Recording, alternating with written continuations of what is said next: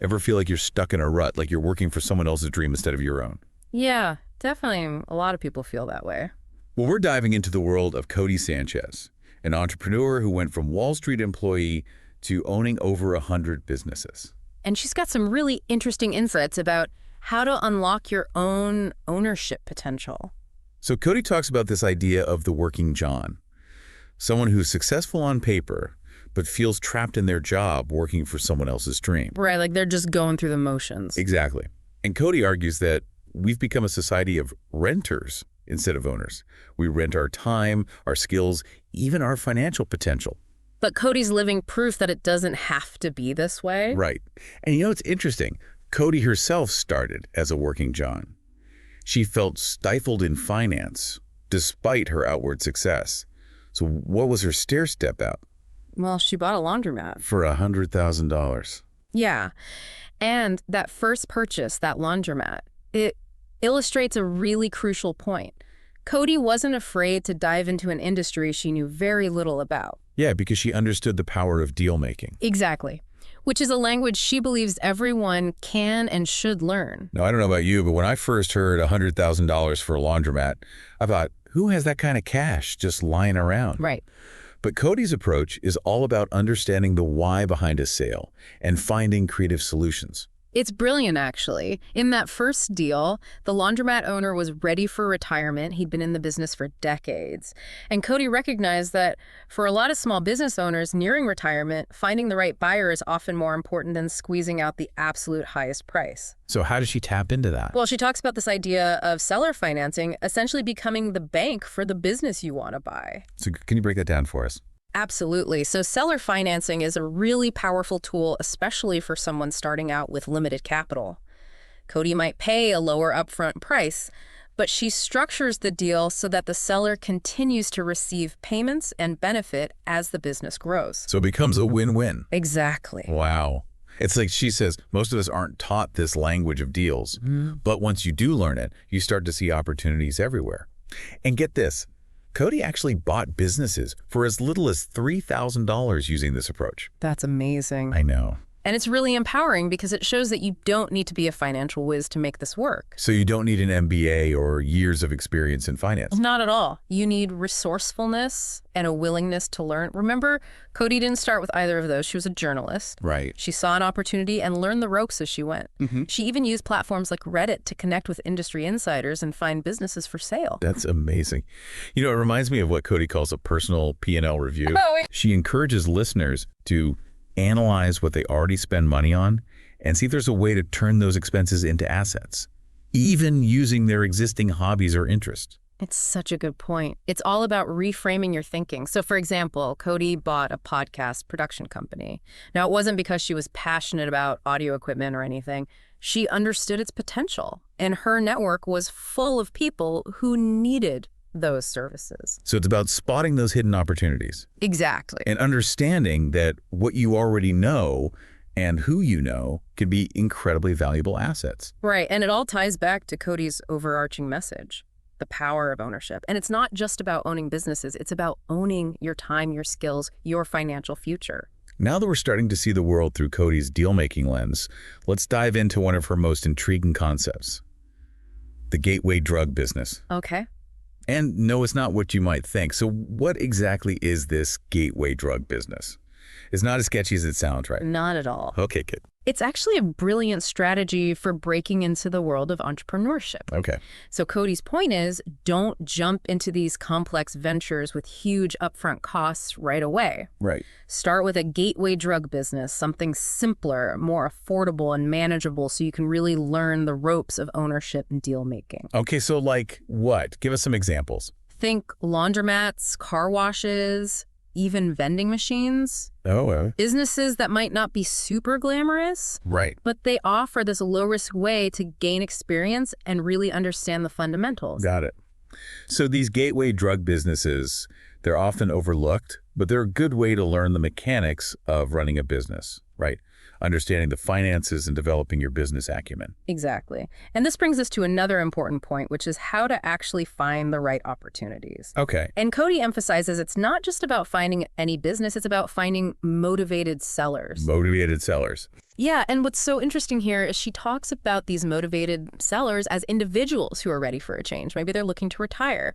Maybe they want to transition into a new career path, or they just want to free themselves from the demands of running a business. So how do you identify these motivated sellers? Well, Cody suggests using your network and looking for opportunities that might not be readily advertised. Okay. Maybe someone you know is thinking about selling a small business, or maybe you hear about an opportunity through a casual conversation. Word of mouth. Exactly. So it's about being observant, being open to opportunities that might not be obvious. Exactly. And Cody herself found some incredible deals by simply being curious and asking questions. She often connected with potential sellers through word of mouth or by attending industry events. It's about having that mindset of constantly seeking out opportunities, even in unexpected places. Right. Like Cody talks about the power of curiosity and how it can unlock hidden treasures, even on platforms like Reddit, which you wouldn't think of as a marketplace for businesses. I know, it's amazing, right? Yeah. But it's all about using your network and resources creatively to find those hidden gems. And this is where Cody's personal P&L review comes in again. Oh, yeah. It's not just about looking at your expenses. It's about looking at your expenses with a new lens. Okay. A lens that sees potential for turning those expenses into assets. So we're not just talking about buying businesses. We're talking about creating businesses by taking a closer look at what you already spend money on. Precisely. Okay. Cody suggests actually examining your day-to-day expenses and asking yourself, could I turn this into a business? Could I create a product or service based on this expense? Give me an example. Okay, so think about it. Everyone needs coffee, right? Pretty much. So that's an expense. But what if you turn that coffee habit into a business? You could create a coffee subscription service or open a coffee shop, or even start a coffee-related blog. Wow. Right. Yeah. So it's recognizing that even the most mundane expenses can be opportunities in disguise. Cody's whole philosophy is about turning your expenses into assets. I love how she breaks that down. This brings us to one of Cody's most intriguing concepts, I think, which is the importance of mindset. Oh, yeah, for sure. She talks about this idea of breaking the frame. Yes. Challenging your assumptions about what's possible and what's achievable. It's about breaking free from those limitations you've put on yourself. You have so much more potential than you realize. So how do we do that? Well, Cody suggests this really powerful exercise. Imagine achieving your 3-year goal in just 6 months. Wow. That's intense. Right. It makes you think differently. Yep. It's about forcing yourself to think outside the box, to consider radical possibilities, and to question those traditional timelines that we've been conditioned to accept. So we're not just talking about business here. We're talking about your health, your relationships, your personal growth. Yeah. What if you applied that break the frame mentality to those areas of your life? What would become possible? Exactly. If you challenge your own assumptions about what you could achieve. It's about shifting your mindset from one of limitation to one of boundless possibility. I love that. Right. And Cody encourages everyone to embrace the power of their own potential and to dream bigger than they ever thought possible. Dream bigger. I like that. So we've talked about finding opportunities. We've talked about gateway drug businesses. And we've talked about this idea of mindset breaking the frame. Now let's talk about the who. Okay. So we're talking about surrounding yourself with the right people, those who can help you on your journey. Exactly. Cody really emphasizes the importance of having a supportive network. Your mentors, your partner. Yeah, all those who understand your vision and challenge you to grow. She says you are the average of the 5 people you spend the most time with. Right. So it makes you think about who you're letting into your inner circle. For sure. So how do you actually find these A players, as Cody calls them? It's not like they're just listed in a phone book. Well, this is where things get really interesting. Cody believes that content creation is like this powerful magnet for attracting the right people. Content creation. Yeah. Oh. And she's not just talking about posting on social media. She's talking about creating valuable content that really showcases your expertise, something that attracts people who resonate with your message. So content as networking.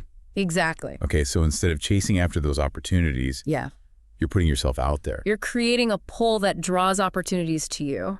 I like that. Yeah. Give me an example. How does this work in the real world? Okay, well, think about someone like Oprah. She didn't become a media mogul by attending tons of networking events. Right. She built a platform. She shared her story, her insights, her perspective with the world. And by doing that, she built this huge community of people who trust her. They trust her recommendations, her endorsement. Exactly. Wow. So it's about building that trust and that authority through content. Yes. And this applies to anyone, no matter what your industry is or your niche, whether you're a chef, a coach, a consultant, whatever. Sharing your knowledge and your passion through content can really help you attract those loyal followers, the people who really believe in what you do. So find your people.